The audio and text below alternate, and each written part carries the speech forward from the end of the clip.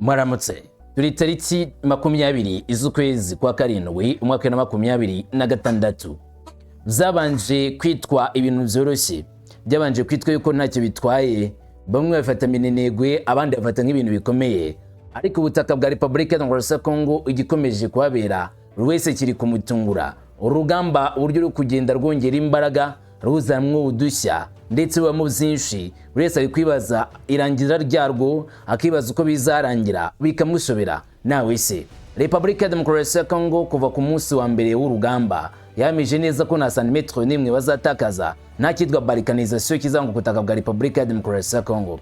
Nyamara ku rundi ruhande M23 nayo ikomeza kugaragaza neza cyane kitazigera yemera kuva mu bice yigaruriye ivuga ko yazaniye umutekano abaturage b'abakongomani bari bamaze igihe kinini cyane mu ntambara, bamaze igihe kinini cyane bababajwe, bamaze igihe kinini cyane mu kaga, kavuga yuko ibazaniye amahoro ku buryo butasubirwaho ndetse ko nta muntu wakongera gusubiza inyuma M23. Habe ibiganiro bya diplomasi bireke kuba icyari cyo cyose nta cyatuma M23 isubira inyuma ngo ive mu bice byose yigaruriye. None muri Masisi rwahanye inkoyoyo urundi rugamba ruremereye cyane rwabaye kuva tariki 19 z'ukwezi kwa karindwi ndetse kwizera n'uyu munsi urugamba ruracyarimo kuvugwa aho ngaho muri Masisi. Ndabigarukaho byose uko zakabaye twumve neza niki cyabereye. Nyamara ariko kandi M23 yarakajwe gukomeye cyane n'ibihano byafashwe n'umuryango w'abibumbye ngo gufata uruhande rwubahiriza ivyemezo byo kugera ku mahoro arambye nkuko warizinza ya Washington nka M23 nibigaragaza neza cyane ko ubu buryo budanyuze mu mucyo ndetse arimo kwirengagiza nkana ikijya mbere, harimo kwirengagiza nkana afite ubushake bwa politiki, afite ubushake bwa diplomasi, afite ubushake bwo guhagarika imirwano bifuza amahoro ndetse no gushyigikira abakomeza gukora intambara ku butaka bwa Republika ya Congo. M23 ivuga ko ibi bitari fair, atari ibintu bizima, ko n'umuryango w'abibumbye utinyuka gufatira ibihano M23 n'ubwanya ihagazeho ndetse n'uburyo ishaka kugira ngo ku mahoro arambye mu buryo bwuzuye. Ibi bisa nawe M23 yabigaragaje ko itabyishimiye habe na gatoya ndetse kirimo kuzamagana yivuye inyuma, kagaragaza neza cyane ko bikwiriye guhagarikwa ndetse M23 ikemererwa uburenganzira bwayo, cyangwa se bikavuga yuko nyine ikikora nta kundi byagenda, nayo nta wari wese nta kindi yakora usibye kudefanda uduce twadukomeje bwabwaho ibitero ngo na FARDC Wazalendo. Ibyo tubigarukaho uko M23 yamaganye ibi bihano.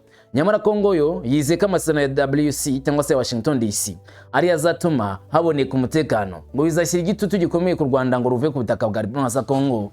Congo yizeye neza ko aya masezerano ya Washington ari bwo buryo bwonyine rukumbi buzatuma icyo Congo imaze igihe kinini cyane isaba gishyirwa mu bikorwa. Ikihe gusa yuko u Rwanda ngo rwavanwa ku butaka bwa Republika ya Congo, bavuga M23 bavuga ko ari ingabo z'u Rwanda ngo kugira ngo izi ngabo zaveyo rero ngo gushyira mu bikorwa amasezerano ya Washington, niyo Congo ihanze amaso gushyira mu bikorwa amasezerano ya Washington ngo bizatuma byose bigenda neza. Izo tabigarukaho.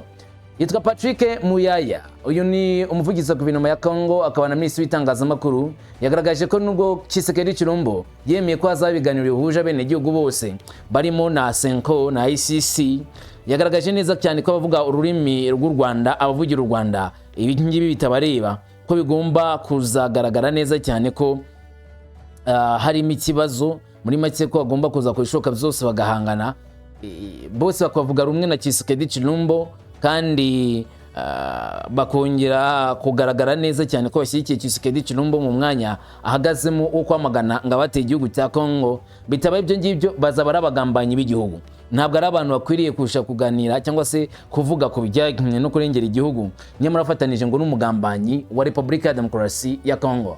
Amagambo ya Patrick Muyaya turayagarukaho yose ko yakabaye ibyo yatangaje nyuma y'icyo Frederic Ambongo yaramaze kubwira itangazamakuru nacyo turabanza gukurikira, hanyuma Patrick Muyaya no akaza agira ibyo yemeza. Reka ngo ikaze ngo tugende gake turebera hamwe ko kamwe kandi kuri kuvugwa byose ko byakabaye, nta kimwe dusize ku ruhande. Jewe mugiye kubana Rumungu wa Kamanzi w'Uruwande, ngo ikaze tugende ku musozo nk'ibisanzwe. Ikaze kuri mwese.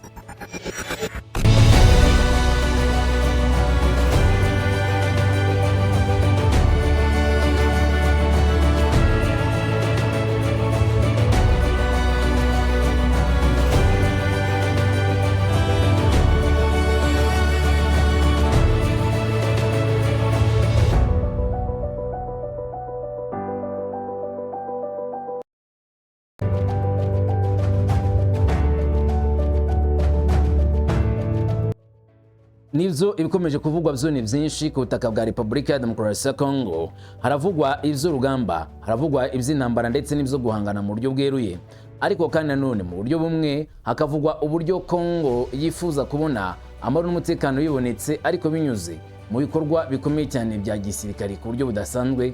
Ku rundi ruhande ariko bikanavuga yuko ivyo yifuza Congo rimwe na rimwe bishobora kuzamo impinduka cyangwa se byagaragaramo uburyo bubi cyane bw'imikorere ku mirongo y'imbere ku rugamba.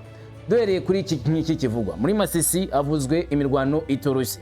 Uti byagenze gute ngaho muri Masisi? Kagira inkuru tubwire ngo byagenze gute, urugamba rwahabereye rwatewe nande, rwagenze rute, rwaje rute?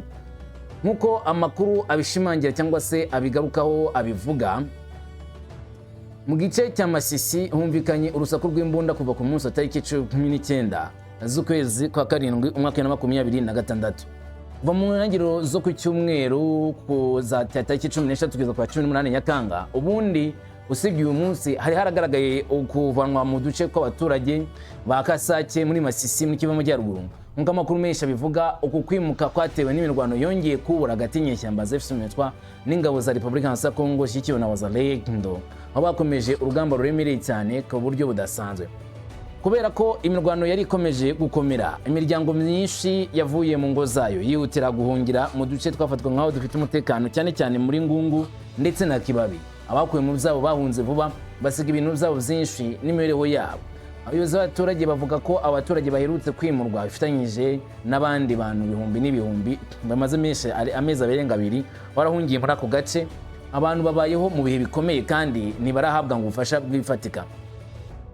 Gusa noneho ku itariki 19 zongeye gumira ku mirari, ubwo n'ubundi mu gace ka Kasake hongeye kumvikana ibiturika, ubwo FARDC na Wazalendo babonaga position ya 23 bagatangira kwigaba y'igitero. Kumbe 23 nayo yarabiteguye cyane, yagita ifungura icyo bita refrost cyangwa se umuriro kuri FARDC na Wazalendo, maze rugahana inkoyoyo tiki tiki piku piku, ibisasu biremereye cyane bikubita ibijinjyana muntu ku rwego rutangaje. FARDC igaragaza neza ko idashaka guhagarika imbaraga zayo cyangwa idashaka guhagarika ubushobozi bwayo bwo kwirwanaho, irakomeza guhangana na M23 kugeza ku mwuka wa nyuma. Mu gihe M23 nayo yari yarubiye ikavuga yuko uko bizagenda kose guhagarika uburyo bwo guhangana n'umwanzi bitaraza gukunda, wibwira ko biraza kuba ari cyoroshye, yibeshya cyane, kuko nimba FARDC na Wazalendo baje kwivana mu myanya yabo, nayo M23 iraza kwirwanaho mu buryo bukomeye, ikoresha imbaraga zose zishoboka kugira ngo ihagarike izo bitero nyirizina byaba bigiye kwibasira imyanya ya M23.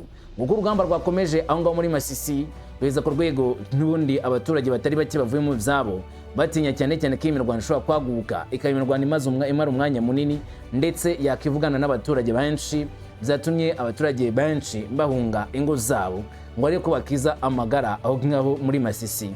Ibyo ravugwa muri Masisi nk'imirwano, mu gihe nanone hari amakuru yarakomeje gutangaza yuko hari ibiri kugaragazwa yuko abarwanyi ba M23 bo muri icyo cyerekezo baba bari gushaka uburyo bava muri territoire ya Masisi bagahasiga nta ngabo zabo zirimo. Gusa ndi makuru akavuga yuko M23 itigeze na rimwe yemeza ko izatakaza agace na gato kayo, ahubwo izakomeza gukoresha ubushobozi bwayo bwose bushoboka cyangwa se imbaraga zose zishoboka kugira ngo ikomeze kurwana ku bice yigaruriye, nabyo gutakaza na santimetero n'imwe bafite.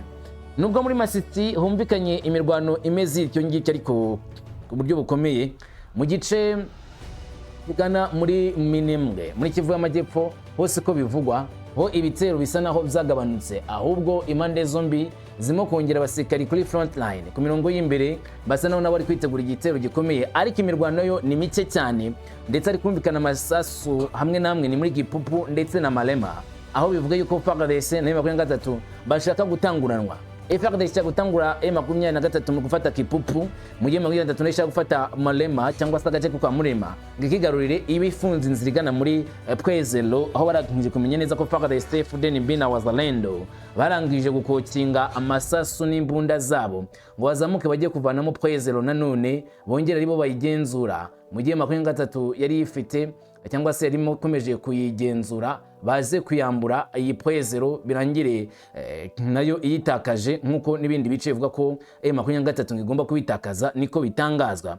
Rero kuri ubu ngubu amakuru akaba ari kwemeza yuko M23 uko bigarukwaho cyane kuri rezo sosiyo ko bikomeje kuvugwa ari uko nayo yabonye neza ko uburyo runo rugamba rukomeje kujya mbere rushobora kuzatuma habaho impinduka zuzuye cyangwa se uburyo bukomeye cyane bw'impinduka kuri terrain, na cyane cyane ko M23 ivuga yuko mu gihe intambara yaba ikomeje kwibasira ibice byayo bya M23 zatuma habaho ikintu kitari kitezwe. Urugero uvuga cyane cyane ko FARDC irwana iri kwica abaturage b'abanyamurenge, abatutsi, muri make abaturage b'inzirakarengane ari nka jenoside ngo leta ya Kongo yapangiye gukorera abaturage b'abakongomani, kandi ko icyo gikorwa cya jenoside ari igikorwa cyo kwamaganira kure kuko gikorwa FARDC ititaye ku buzima rusange bwa muntu, ahubwo icyo yitayeho gusa ari ukurimbura no gukomeza guhwirakwiza urupfu mu bice bigenzurwa na M23. M23 ivuga yuko rero itazemera na gatoya ndetse itazatuma ko kibaho, izakomeza gukora ibishoboka byose ngo ikarwanya ubwo bushobozi bwose bwo kwica inzirakarengane ngo FARDC ifite kimwe n'abayishyigikira, maze M23 kongera kwemeza amahoro muri ibi bice byose birwanirwamo bya muri Kivu Amajyaruguru kimwe no muri Kivu y'Amajyepfo. Ibyo rero bikaba ari ubushobozi budasanzwe M23 ikomeje kuvuga ko ifite, kandi umutima wayiteye guhaguruka ari umutima uyemera gukomeza gukora ibyo bikorwa byo kurinda inzirakarengane z'abaturage b'abakongomani bakomeze kwibasirwa n'ibitero bituruka kuri FARDC. Bavuga yuko ari ibitero biza kandi bidakwiriye. FARDC ikorera ubushake, FARDC ikora izi neza ko igiye kwica inzirakarengane. M23 ikavuga yuko idashobora kwihanganira ko ibyo bikorwa bikomeza gutyo kandi ko bagomba kuzamagana. Rero ubwo turacyakomeza gukurikirana amakuru kuri tele ku mirongo y'imbere ku rugamba, ubwo amasaha ari imbere ashobora kutubwira andi makuru tukayakugezaho. Tukivuga kuri ibyo ariko M23 yafatiwe ibihano n'umuryango w'abibumbye bayishinja kuri ibikorwa byibasira inyoko muntu, ndetse bakavuga yuko ari ibikorwa bibi cyane byo kuburiza amahoro n'umutekano ubutaka bwa Repubulika ya Kongo. Bamwe mu bayobozi ba M23 FDLR bafatiwe ibihano kimwe na Twirwaneho nabo bafatiwe ibihano, ndetse AFC na Twirwaneho zombi bafatirwa ibihano bitewe n'ibyabashinjwa na UN Security Council ku butaka bwa Repubulika Iharanira Demokarasi ya Kongo. Benshi bakurikirana ikomeje kwa butaka bwa Kongo bavuga ko ibihano byari bikwiriye, ubwo ni kwashyigikiye Tshisekedi, abandi bakavuga ko bino bihano bidakwiriye. M23 ku giti cyayo yamaganye ibihano zafashwe n'umuryango w'abibumbye, ivuga ko ari ibihano byirengagiza nkana ibiri kuri tele cyangwa se bikomeje gukorwa n'ubutegetsi bwa Kinshasa, bakaba nk'aho bari gushyigikira ngo ubutegetsi bwa Kinshasa ukomeje gutera ibibazo bikomeye cyane n'urupfu ku baturage ba Repubulika Iharanira Demokarasi ya Kongo. Mu magambo ye Bertrand Bisimwa yavuze ibingibi bikurikira, reka mbigusomere nubwo ntabigusangije mu nyandiko, ariko ni nguko bivuga. Urabizi neza ko tugerageza gushyira mu Kinyarwanda biba byatangajwe. Ati mu gudufatira ibihano ku ruhande rumwe rukumbi rwubahiriza inshingano zarwo mu nzira y'amahoro hagamijwe gukemura amakimbirane mu mahoro, umuryango w'abibumbye wabuze inzira. Amahitamo y'umuryango w'abibumbye ashingiye ku marangamutima aho gushingira ku gucunga neza inzira y'amahoro ishishikariza gukemura burundu impamvu nyamukuru y'amakimbirane. Ni ikibazo gikomeye ku nzira y'amahoro. Gushyira igitutu ku bahohotewe nk'ivangura rishingiye ku moko kugira ngo bavanwe mu byabo ni ikosa rizatuma habaho ingaruka zikurikira. Iya mbere, gukomezwa kw'imyanya y'amashyaka mu ntambara cyangwa se kumenyeza kwa frontline kwa FARDC, gukaza urugomo ndetse no guhagarikwa kw'inzira y'amahoro. Ibikorwa bya UN bakoreye M23 byo gutuma imirongo y'imbere ku rugamba ikomeza. Ikindi, gukaza urugomo rukomezwa ndetse n'inzira y'amahoro yari yashyizweho igiye gusenyuka. Ati politike y'urwango n'ivangura nubwo yabishyigikiwe n'isi yose nishobora gutsinda ubutabera n'amahoro arambye. Niko Bertrand Bisimwa avuga muri make mushimangira ngo politike ya Tshisekedi Tshilombo ngo yamunzwe n'ivangura nubwo isi yose yabishyigikiye ntabwo ishobora kuzatsinda uru rugamba.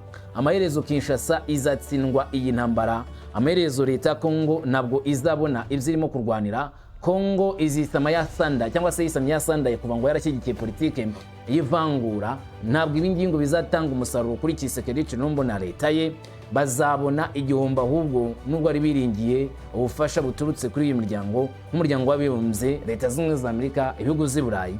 Abo bose bagaragaje ko bashyigikiye Kinshasa nk'ikino gihe gikomeye, ivuga ko ihanganye n'ibitero. Bo FARDC na leta ya Kongo bavuga ko bituruka ku gihugu cy'u Rwanda cyateye Kongo kitwikiriye ngo kujya gushaka amabuye muri Kongo, ariko u Rwanda rwarabihakanye ruvuga ko ibyo ngibyo ari ibinyoma. rutigeze rutera Kongo, rutigeze rugishyira n'umusirikare warwo n'umwe ku butaka bwa Repubulika ya Demokarasi ya Kongo. M23 ngo n'abakongomani barwanira uburenganzira bwabo kandi bakwiriye guhabwa, mu gihe u Rwanda rwo rusubwira Kongo ko ikibazo bafitanye gusa ari FDLR komeza gutirwuzwa murindi kandi ifite gahunda yo guhungabanya umutekano w'igihugu cy'u Rwanda. Cy'u Rwanda rwavuze ko bitashobora kuzihanganira ni FDLR. Naho ibibazo za Kongo na M23 bikwiriye ngo kubazwa M23 ndetse na Kongo bakita kubikemura cyangwa se kutabikemura, ibyo bikaba ari bibareba kuruta ko babishyira mu igihugu cy'u Rwanda. Nubwo nyine icy'ingenzi ari kwita ku byo abaturage ba Kongo basaba kugira ngo amahoro n'umutekano bikomeze bigwire ku butaka bwa Repubulika ya Demokarasi ya Kongo, umuturage wa Kongo nawe akumva icyo asaba nawe akagihabwa. Hanyuma nubwo bikomeza kuvugwa ariko gutyo ko umuryango w'abibumbye wafatiye M23 ibihano kimwe na Twirwaneho, andi makuru M23 ikomeje gutangaza ivuga yuko hari byinshi imaze kubona bitari kunyura mu nzira nyayo cyangwa se bidakwiriye, ndetse ikomeza no kwamagana yivuye inyuma. Ndavuga M23 birimo n'ibihano bafatiwe. Tukivuga kuri ibi ngibi biri gukorwa ku butaka bwa Repubulika ya Kongo, Kongo yo yizeye ngo amasezerano ya Washington kariyo azatuma amahoro n'umutekano biboneka, ngo kandi ingabo z'u Rwanda zikava ku butaka bw'iki gihugu cya Repubulika ya Demokarasi ya Kongo. Niko Kinshasa yizeye ko amasezerano ya Washington azabaha icyo basaba, azabageza ku mahoro bifuza, azabageza ku iterambere ry'umutekano banyotewe naryo, kandi ngo ibi ngibi ntabwo bizatinda niba amasezerano ya Washington ashyizwe mu bikorwa nk'uko babivuga ko bikwiriye gukurikizwa, cyangwa se amasezerano akwiriye kwitabwaho agashyirwa mu bikorwa n'impande zombi, ubwo ni u Rwanda na Repubulika ya Demokarasi ya Kongo. Amasezerano ashyizwe mu bikorwa, amahoro n'umutekano muri Kongo ngo bizaboneka. Bizeye rero ko igitutu cy'amasezerano kizatuma ibyo bigerwaho. Ni guverinoma ya Repubulika ya Kongo ivuga ko igurikiranira hafi ishyirwa mu bikorwa ry'amasezerano ya Washington, cyane cyane ijyanye no gukura ingabo z'u Rwanda ku butaka bwa Kongo. Ibi bibaye nyuma y'igihe ntarengwa cyagenwe na Minisitiri y'Ububanyi n'Amahanga ya Amerika binyuze muri Marco Rubio, cyari cyifujwe ko ingabo z'u Rwanda zava muri Kongo rwagati muri Nyakanga. Abajwe ku kuba abayobozi ba Amerika bataragira icyo bitabira nyuma y'uko ingabo zitavuye ku butaka bwa Kongo, Patrick Muyaya yagize ati, kujyanye n'ikibazo cyawe ku itegeko ryatanzwe na guverinoma ya Amerika, ndizera ko ari umunyamabanga wa leta Marco Rubio wavuze ku nama nshingamategeko yo ku ya 4 Kamena, yavuze ko yashakaga ko ingabo z'u Rwanda ziva muri ako gace bitanenze ku ya 15 Nyakanga. Ntiwibagirwe ko abanyamerika batangiye gukoresha intwaro za diplomasi kugira ngo bashyire igitutu ku Rwanda. Patrick Muyaya yanavuze ku nama za komite ihuriweho yo gukurikirana amasezerano ya Washington ahuza abahagarariye guverinoma ya Amerika n'u Rwanda na Kongo, yatangaje inama nshya iteganijwe ku 24 Nyakanga igomba gutanga umwanya wo gususumaho gahunda igeze. Ati, ndizera ko njye nawe twasomye ko hari indi nama ya komite ihuriweho n'abashinzwe gukurikirana aho abahagarariye guverinoma ya Amerika n'u Rwanda na Kongo bazahura baganire iki gihamya cy'uko ibiganiro bizakomeza. Hazaba indi nama ku 24 Nyakanga aho tuzashobora no kubivugaho. Ati ku byo abanyamerika ngo batekereza ku ruhande rwabo, ati icyemezo cya guverinoma ya Amerika kirasobanutse, u Rwanda rugomba kuva ku butaka bwacu. Barabivuze kandi barabisubiramo inshuro nyinshi, ariko mwabonye ko hari ukuvuguruzanya hagati y'umukono wa perezida w'u Rwanda n'ibikorwa byakorewe aho hantu. Abanyamerika bavuze kandi basubiramo ko bazakora ibishoboka byose kugira ngo imikono yashyizweho imbere ya perezida wa Leta Zunze Ubumwe za Amerika itange umusaruro. Ati, ndizera ko basanzwe bakoresha uburyo bwo gushyira igitutu ku Rwanda, reka turebe niba u Rwanda ruzakomeza kuguma ku butaka bwacu. Ariko biragaragara ko iminsi iri imbere izaba ikomeye cyane, harimo no ku ruhare rwa guverinoma ya Amerika mu nzira zitandukanye z'amahoro yashyizweho. Patrick Muyaya yakomeje avuga ku masezerano ya Leta Zunze Ubumwe za Amerika. Ati, ndagira ngo nibutse ko buri wese twageze ku nzitizi ku nsinzi ikomeye dukoresheje amasezerano ya Washington. Mu myaka myinshi u Rwanda rwari rwaranze, ntirwigeze rwemera ko hari ingabo zarwo ku butaka bwacu. Uyu munsi ntushobora gusinya amasezerano y'amahoro n'igihugu utari mu makimbirane nacyo. Kuba rero u Rwanda rwarasinye amasezerano ya Washington bivuze ko u Rwanda ubwarwo rwemeje ukuri rwahoraga ruhakana, bityo twageze ku ntambwe zikomeye muri aya masezerano. Uyu ni umuvugizi wa Kongo Patrick Muyaya uvuze amagambo. Hanyuma ku bijyanye n'ubufatanye bw'akarere, Muyaya yagize ati, ntitwifuza ko habaho imbogamizi mu bukungu mu rwego rwo guhuza ubukungu bw'akarere, ubwo perezida wa Repubulika yizera uruhare runini rwa Repubulika ya Kongo igomba kugira muri aka karere. Muri urwo rwego twizeye ko intego y'amahoro nimara kugerwaho tuzashobora gukomeza ibiganiro ku bibazo by'ubukungu. Ati, ndasubiramo ibyo perezida wa Repubulika yavuze, nta kibazo dufitanye n'abaturage b'u Rwanda. dufitanye ikibazo na perezida w'u Rwanda n'ubutegetsi bwe, uko byagenda kose dusabwa kubana. Urubyiruko rwacu rugomba kuba rushobora kuragwa mu bantu utuma aka karere ka Afurika gashobora gusohoza inshingano zako neza, harimo n'ibihugu duturanye. Aya ni amagambo ya Patrick Muyaya avuga ngo arasubira mu magambo ya Tshisekedi Tshilombo ku bijyanye n'amahoro ndetse n'umutekano byifuzwa na Tshisekedi Tshilombo ndetse na leta ye muri rusange. Abongera gushimangira cyane cyane ko bizeye ko u Rwanda ruzashyira mu bikorwa ingamba zose zifatwa cyangwa se zisabwa n'amasezerano ya Washington kugira ngo hizerwe ko aya masezerano azashyirwa mu bikorwa nta kabuza, kandi agatanga umusaruro mu kugena uburyo bwo guhagarika ibitero ndetse no kwemeza inzira ya diplomasi ikwiriye kugera ku mahoro arambye muri rusange. Ari nacyo kintu leta z'ubumwe za Amerika ngo zifuzaga ko cyagerwaho, mu guharanira cyane cyane ko amahoro arambye yagerwaho, cyangwa se ibyatuma amahoro atagerwaho byavaho yose burundu, hanyuma amahoro agashyirwaho umukono, amasezerano agashyirwaho umukono kugera ku mahoro arambye, ibyatuma noneho akarere gatekana mu buryo bwuzuye kandi buhamye. Ari nacyo Kongo ikomeza kuvuga ko nayo ikeneye. Amagambo ya Patrick Muyaya anakomereza nanone kandi ku bindi bivugwa ari byo ibiganiro byo mu butaka bwa Repubulika ya Demokarasi ya Kongo.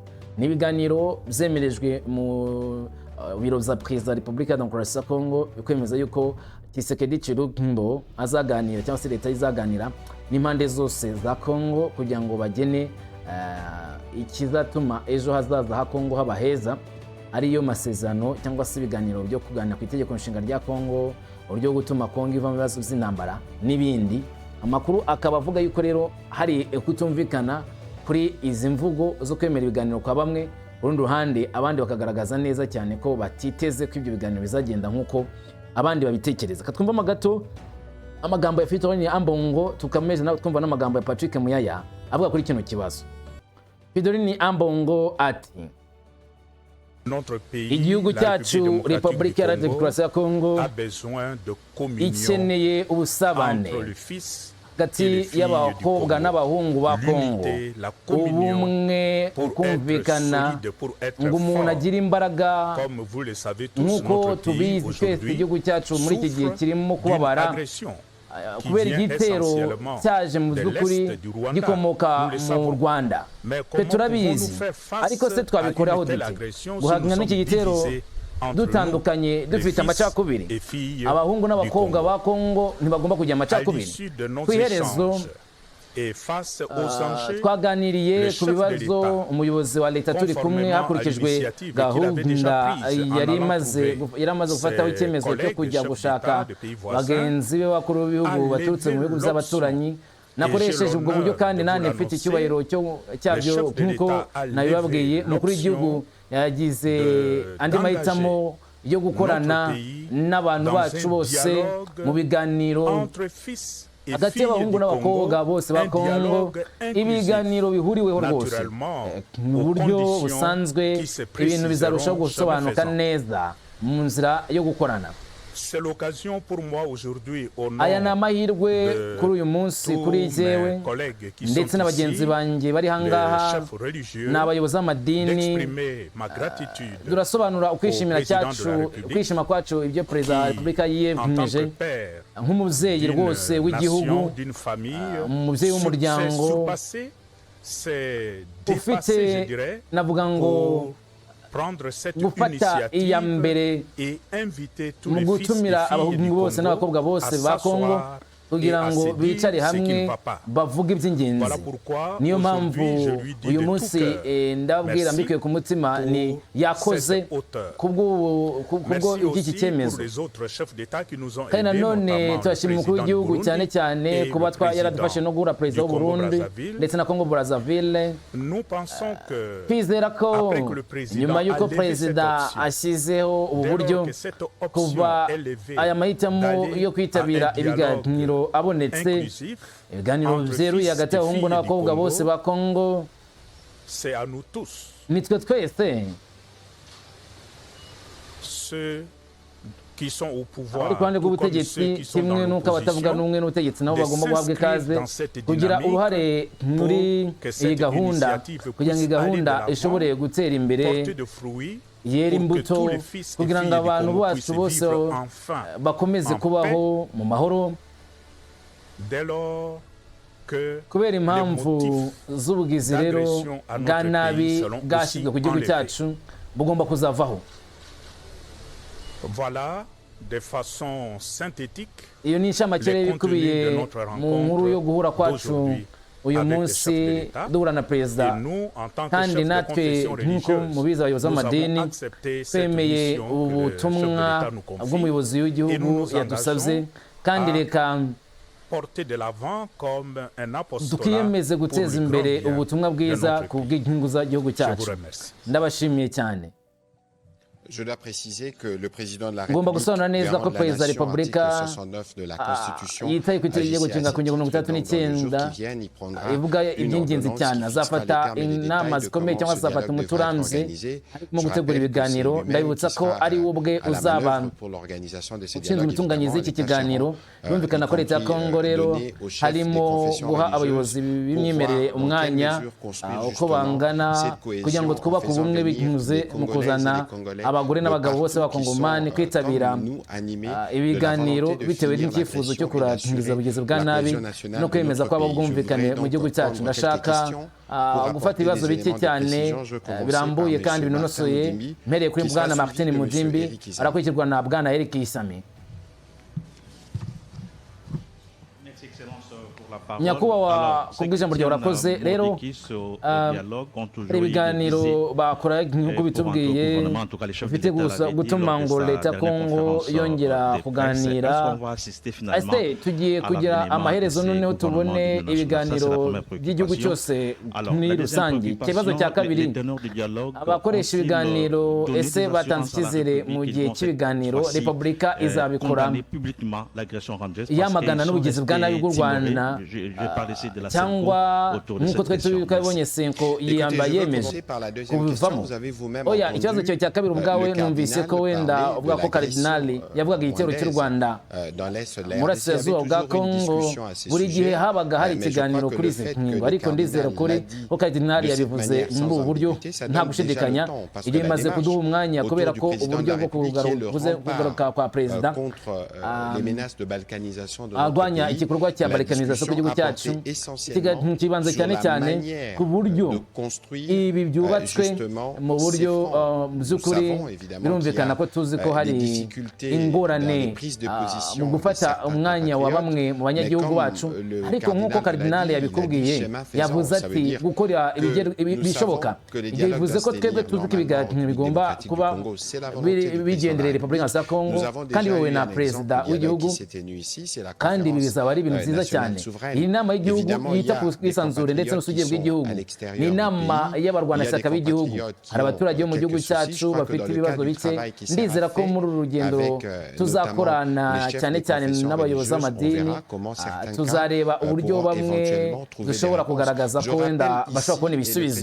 Kandi ndashaka kwibutsa ko perezida yavuze ku buryo busobanutse neza ko ibiganiro byose bishoboka bigomba kuba biri mu cyerekezo cyo kuyoborwa na Tshisekedi, ari nawe ubwe uzaba urebwa n'ikino kibazo. Rero ni ukureba niba abakongomani bose bagomba kubaho bafite ubukangurambaga bumwe mu ijwi rimwe, nk'uko Karidinali yabivuze, ubumwe ubusabane hagati y'abahungu n'abakobwa ku gihugu kimwe, bitewe n'uko twese tugomba kugira uruhare mu kurwanya buno bugizi bwa nabi. Hari abasirikare bacu bapfa, hari amafaranga menshi atakazwa, hari imbaraga za Kongo zitangwa. Rero aha mugomba kugerageza kureba, ntabwo mugerageza kureba rimwe gusa, mugomba kureba mu buryo bwagutse. Buri kintu cyose dushaka ni igiki.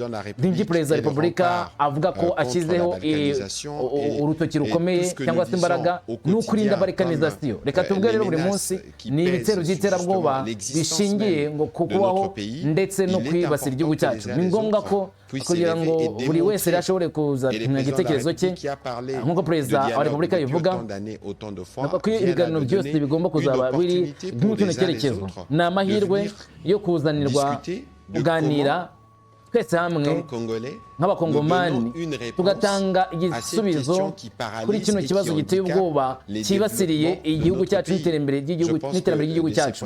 Ndatekereza ko ibi bitekerezo ari ibintu bigomba gusobanuka neza, kandi nawe reka tuvuge ko ubusugire bw'igihugu cyacu ni ikintu kitaganirwaho. Rero ikintu cy'ingenzi ni abakongomani rero bagomba kuganira ku zabo. Ni ikiganiro abayobozi b'amadini nabo bongeye kumva neza ko ari ingenzi cyane kwita ku myanya ya buri wese, ariko twebwe tukareba neza cyane akazi gasabwa kitwa kugira uruhare cyane mu kugira tutera impinduka ku ngamba zafashwe zisobanutse zo kwirinda ruriya rugomo ndetse no kurwanya ibibazo byose.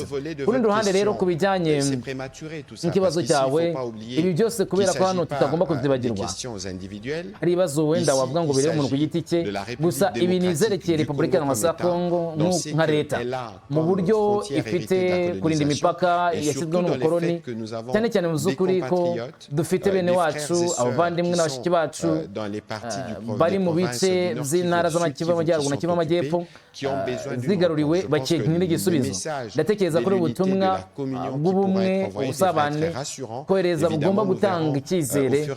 Birumvikana ko tuzareba uko dukomeza kugera kuri bino biganiro bitanga icyizere. Ni ngombwa ko dukomeza kugira imbaraga zikomeye kandi tukarushaho gushingira hamwe kugira ngo twese dukoze hamwe tubashe gushyira mu bikorwa umugambi wa perezida. Natwe rero dukoreshe imbaraga zacu turwanye cya gitero kibasira abantu bacu, kiri kwica abantu bacu, kandi imyaka 30 turebe ko yashira agahinda kababaye kagashirira aho ngaho. Patrick Muyaya niyo magambo yavuze avuga kuri bino biganiro. Urumva hari uburyo Kongo irimo guhinduka cyangwa Senko niyo yahindutse? Ngiri kubyumva muri comment. Ubwe neza, amahoro.